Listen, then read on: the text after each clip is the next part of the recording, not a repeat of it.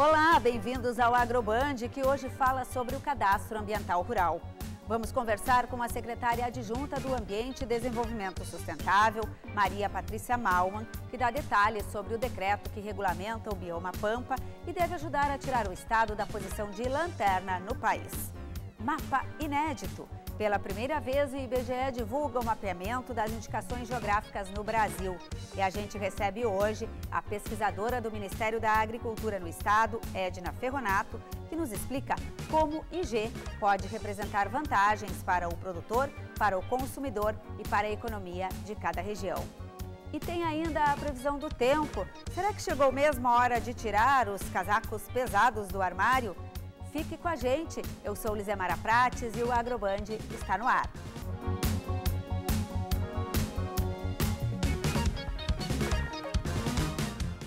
Centenas de pessoas participaram da ação do Grito da Terra Brasil Estadual na última quarta-feira.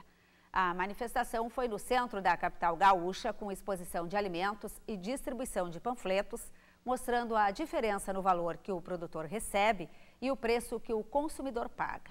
As reivindicações incluíram preços mínimos, habitação, crédito fundiário, saúde, infraestrutura e programas de apoio à agricultura familiar. O ato terminou em frente ao Palácio Piratini. O governador, José Ivo Sartori, falou aos manifestantes e prometeu manutenção de programas de apoio à agricultura.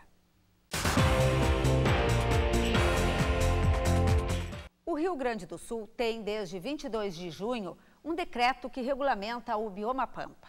Era o que faltava para agilizar o preenchimento do Cadastro Ambiental Rural pelos produtores gaúchos e tirar o estado da posição de lanterna no país. São 16 mil propriedades cadastradas, o que representa 3% do total de 480 mil, segundo o governo estadual.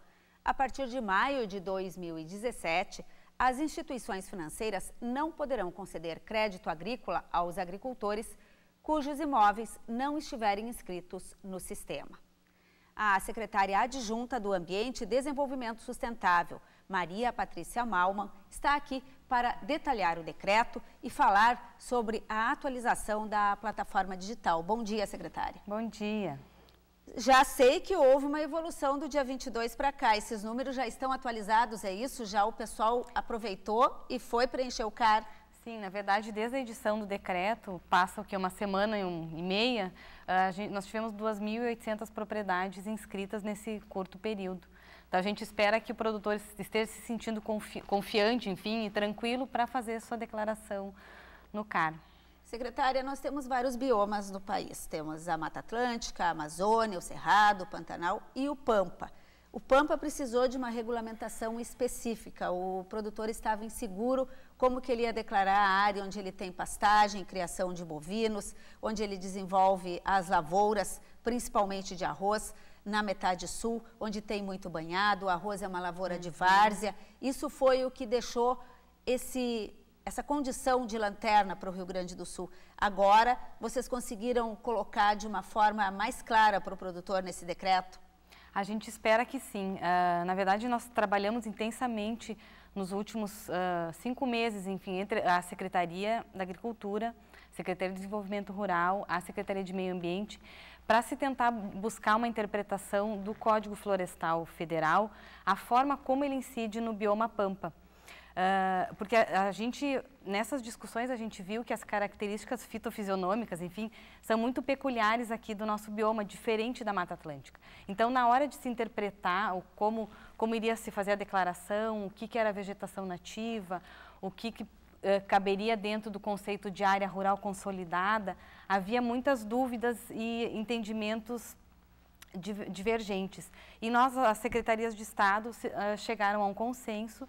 Então, se editou o decreto, onde, reconhecendo essa situação peculiar do bioma Pampa, em que há ocupação humana com atividades agro-silvopastoris, né, e também coexiste a vegetação nativa, nós, no decreto, a indicação é para que o produtor cadastre esta parte onde há o pastoreio e que se mantém ali parte da vegetação nativa, cadastre num polígono separado dentro do sistema do Cadastro Ambiental Rural, neste reconhecimento dessa situação peculiar, né? Em relação específica aos banhados, o produtor, isso aqui um pouquinho de água numa área, é área de preservação permanente, é um banhado ou não é? Como é que ficou isso?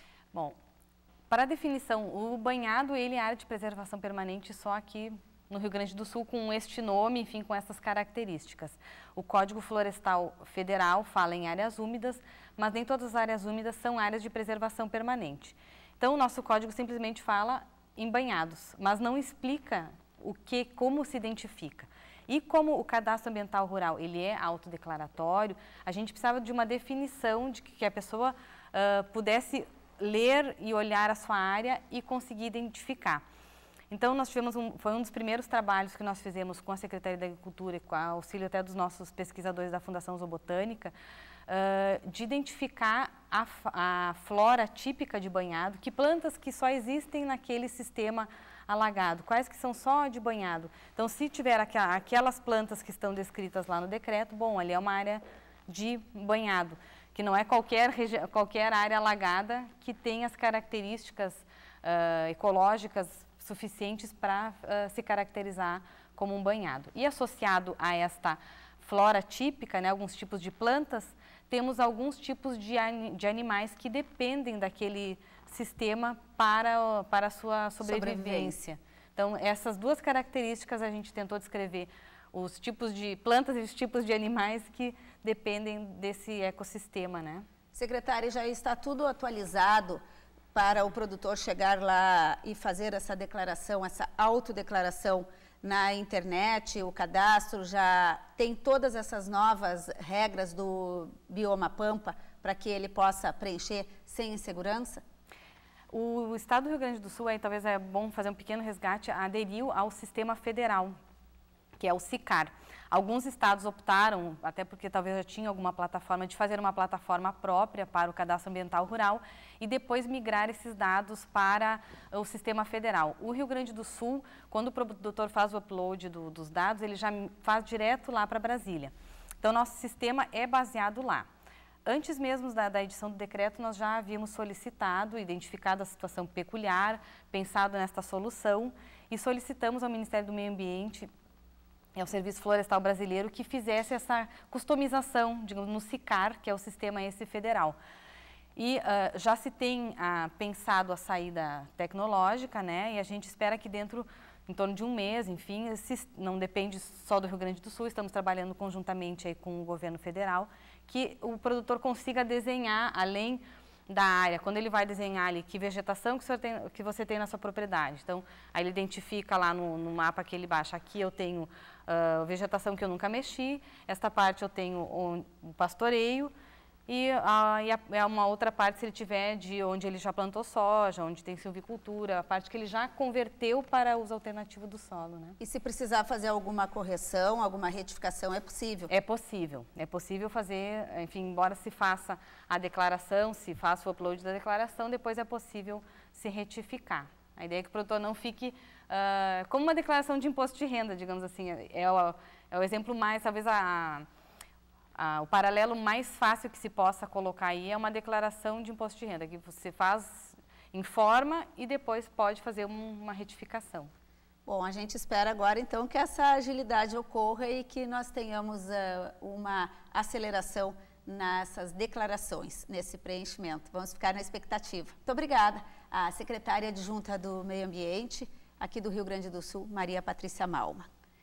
A ministra da Agricultura, Cátia Abreu, anunciou que os Estados Unidos liberaram a importação de carne in natura de 13 estados e do Distrito Federal. O Rio Grande do Sul está na lista dos livres de febre aftosa com vacinação e pode se habilitar para exportar. Estamos celebrando o anúncio da abertura do mercado norte-americano para a carne bovina brasileira in natura. Até agora, eles compravam nossa carne processada, enlatada, chamada corned beef. A expectativa é que as vendas comecem com cortes de dianteiro, como paleta e peito, para fazer hambúrguer e cheeseburger. A previsão do Ministério da Agricultura é que em 5 anos o Brasil esteja exportando 100 mil toneladas de carne bovina para os norte-americanos. Não é um volume extraordinário, mas a medida vai muito além disso. Estamos com um importante passaporte na mão que nos credencia a entrar em outros mercados igualmente exigentes como o Japão. Um rápido intervalo e, na volta, um passeio pelo pomar. Os tipos de bergamotas dessa safra. Nós já voltamos.